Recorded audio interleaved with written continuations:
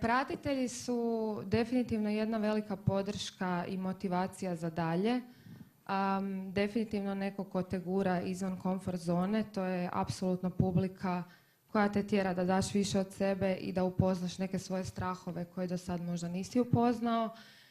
I zapravo Instagram kao jedna platforma uz putovanja je apsolutno nešto što je mene potpuno izbacilo izvan moje komfort zone i upoznalo me sa puno nekakvih mini strahova kojih možda na tom putu nisam bila svjesna.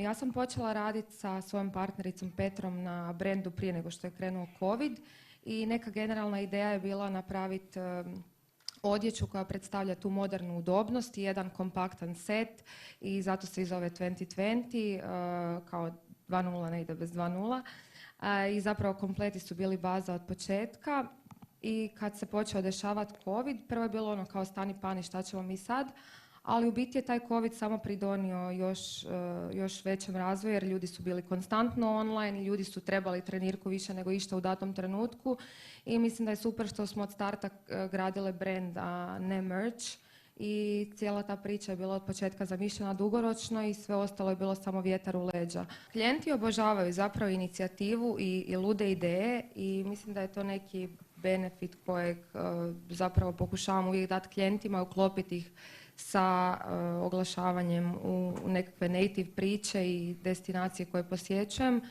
Tako da mislim da je to zaista iznimno bitno i da je ta inicijativa i nekako šire razmišljanje po pitanju društvenih mreža najvažnija stavka. Klijenti vole inicijativu, vole kreativu, vole kad im se ponude neki projekti, kad se razmišlja o proizvodu u nekakvom drugom smjeru koji možda nije tipičan. I mogu reći da sam stvarno svaki put naišla na ogromnu podršku i dobila zapravo feedback kakav sam i očekivala. Tako da stvarno kreativa i inicijativa mislim da su apsolutno dobitna kombinacija.